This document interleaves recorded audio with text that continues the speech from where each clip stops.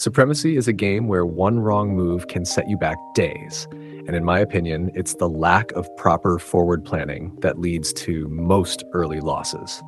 Today, we're breaking down how the snowball effect works in Supremacy, and more importantly, how to plan ahead so you can get those advanced units on the field as fast as possible and keep the edge over everyone else.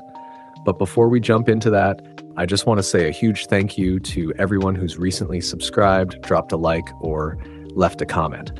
I genuinely appreciate the support, and we've got plenty more videos on the way, so if you haven't already, make sure you do. And if you'd like to support the channel directly, you can use creator code Icarus in the Supremacy web store for discounted gold, security council, and elite units. With that said, let's get into it.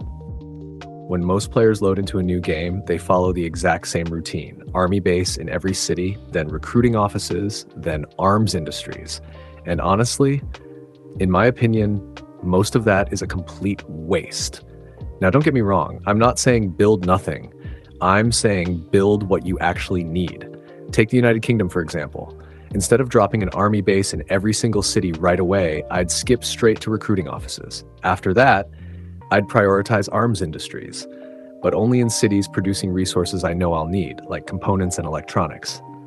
A lot of players burn through early resources spamming infantry and infrastructure they don't immediately need. But if you think ahead and conserve those materials, you can deploy something far more impactful, like frigates as the UK. And let's be real, frigates give you security way faster than a swarm of early infantry ever will. Now, if you're still worried about defending your cities while you tech up, here's something most players forget. The National Guard unit starts with the same health as basic infantry, but costs half as much. That means you can use them as cheap defensive placeholders, buying time while your stronger naval units or advanced forces come online. It's all about efficiency early game. Now, I'm not saying never research or deploy basic infantry. They're actually the most cost-efficient unit for taking land early on. My point is this: if you want to snowball, you have to spend your resources on whatever gives you the biggest immediate impact, not just what's cheap or familiar. It's about momentum. For example, on the complete opposite end of the spectrum, let's say you're playing as Russia. The same principle applies, but instead of rushing frigates like the UK, you'd probably prioritize strike fighters. Why? Because of their speed, range, and ability to react instantly to threats. Early air superiority lets you control engagements and punish mistakes fast. Different nation, same mindset. And here's the key thing people overlook. A snowball can't start unless your home front is secure. If your core cities are vulnerable, if you're constantly reacting to threats at home, you're not snowballing, you're surviving. Lock down your base, invest in high-impact units, then expand with purpose. That's how you build momentum that actually lasts. Once your home front is secure, the next step is making sure your expansion is actually worth your time. Because expansion for the sake of expansion, that's how you stall out. For example, let's say you're playing in Africa. You joined a coalition early, and now half of them have gone inactive. You realize it's basically free land.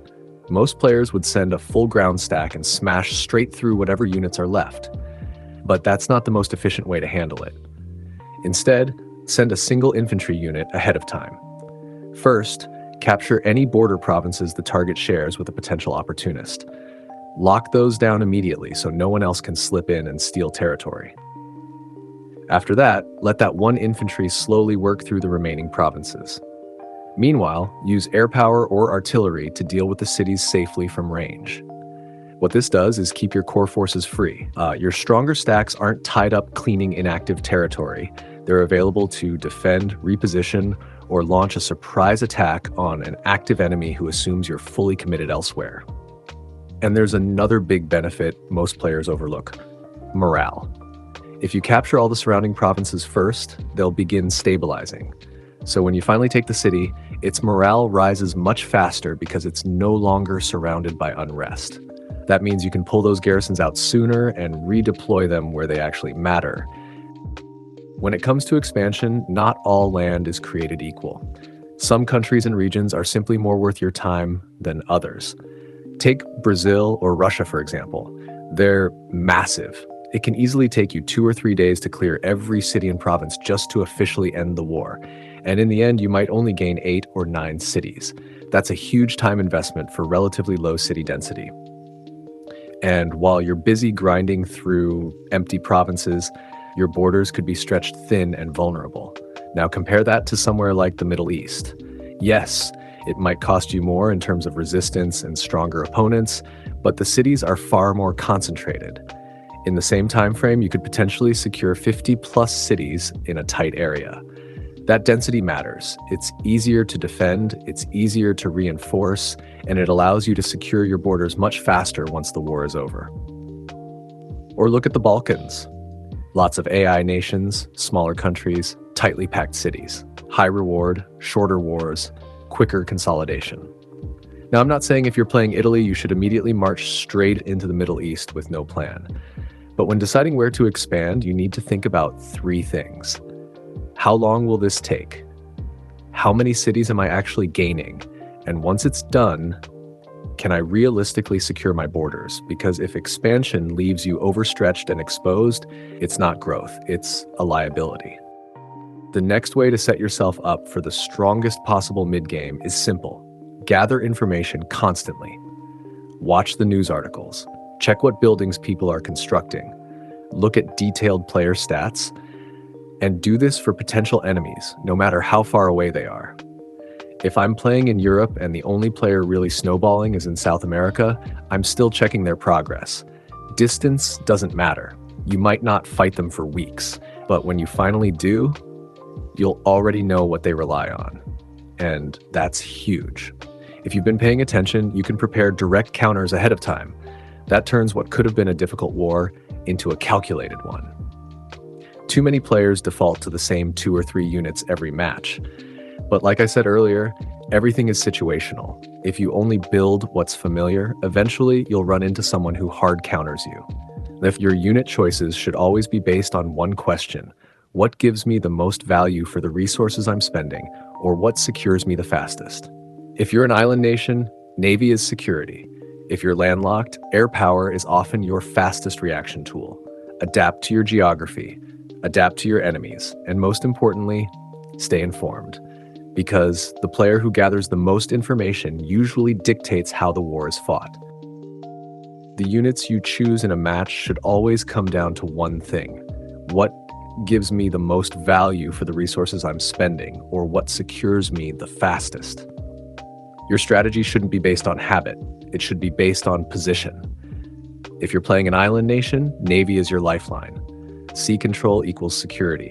If you're inland, air power is often your fastest reaction tool. It lets you respond quickly and project force without overextending your ground troops. Always build around your geography and your immediate threats. Now, the final and arguably most important part of any snowball is alignment with your teammates. Supremacy is a strategy game, yes, but coordinated strategy will always outperform solo brilliance. If you're playing with randoms, this can feel daunting, but you have to be realistic early. If you're in a 4S and 1 or 2 teammates are barely active or taking forever to clear land, address it early. Message them, offer help, try to coordinate. But if you get no response, you cannot afford to drag dead weight into mid-game. There is nothing worse than building massive shared borders with someone unreliable. It kills momentum and creates vulnerability. Leaving a weak coalition might feel risky, especially if it gave you a false sense of security early on, but it also opens the door for stronger, more active coalitions to see you as a serious candidate. And here's something people don't realize. If you stay in an underperforming coalition, other strong coalitions usually won't approach you. They assume you're committed. Unless you're actively networking and looking for an exit, you're limiting your options. So always position yourself for the best opportunity. If there's anything I missed or something you think deserves to be added, drop it in the comments. I'm always looking to improve, and a lot of the best ideas come from you guys. This game is constantly evolving, and the more perspectives we share, the better we all get. And with that being said, I just want to say a quick thank you to everyone who's been supporting the channel recently, whether you've liked, commented, or subscribed.